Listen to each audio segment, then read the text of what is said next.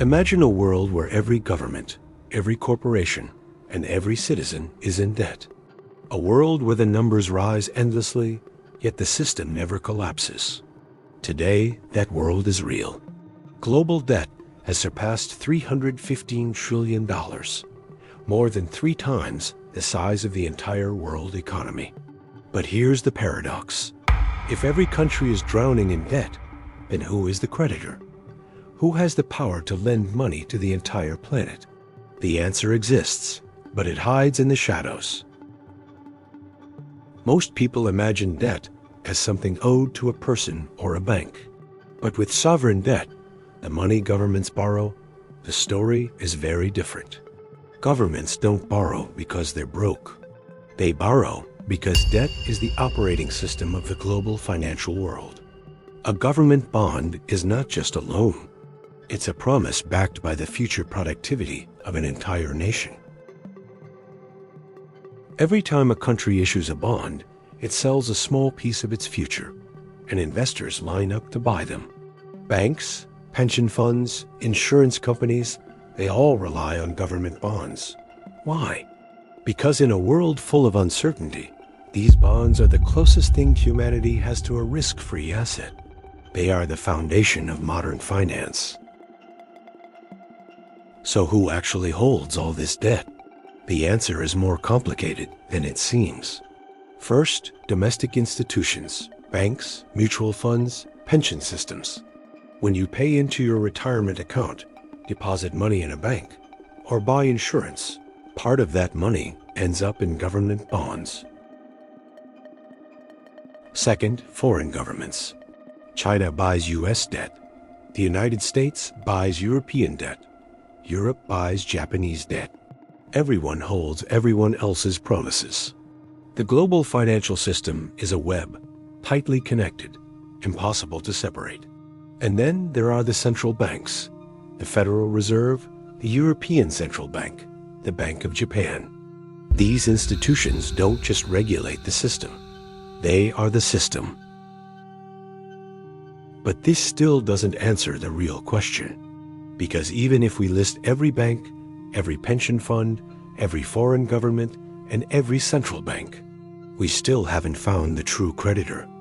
These institutions may hold the debt, but they don't create the system that makes the debt possible.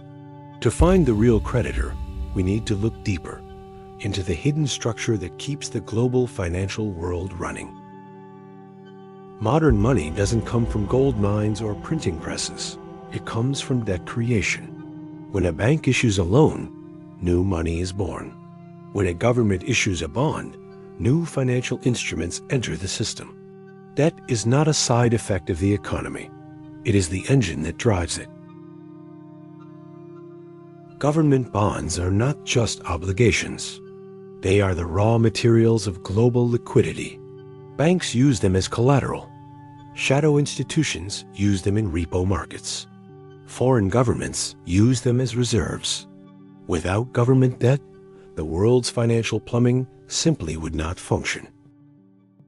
Once you understand this, the paradox disappears. The world is not searching for a single creditor because there isn't one. China is a creditor. The United States is a creditor. Europe is a creditor. But they are all debtors at the same time. In a system where money itself is created from debt, every participant becomes both borrower and lender. The global financial system is not a pyramid with one entity at the top. It is a circle, a loop of debt, credit, and trust. Nations lend to each other, borrow from each other, and rely on the same network of institutions to keep the system alive. The true creditor is not a country, but the architecture of modern money itself. But this circular system has a weakness.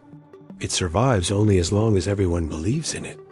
If trust collapses, if investors doubt a government's ability to repay, or if institutions begin to question the value of the bonds they hold, the entire structure begins to shake. Debt is stable until the moment it isn't. History is full of examples. The Latin American debt crisis, the Asian financial crisis, the European debt crisis. Each one started the same way.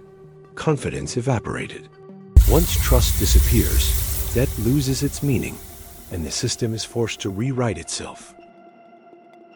So if every nation is both borrower and lender, and if the system only works when trust remains intact, then the real creditor is not a country or a person. The real creditor is confidence itself, the collective belief that these IOUs will be honored tomorrow, next year, and decades into the future. This is why global debt keeps rising without breaking the system. It grows because the world keeps believing in its own promises. Debt doesn't destroy the financial order, it sustains it. It expands it, it defines it. In the modern era, debt is not the enemy. It is the architecture of money itself.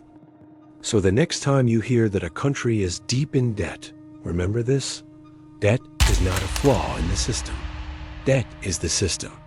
And the true creditor isn't a nation or a billionaire.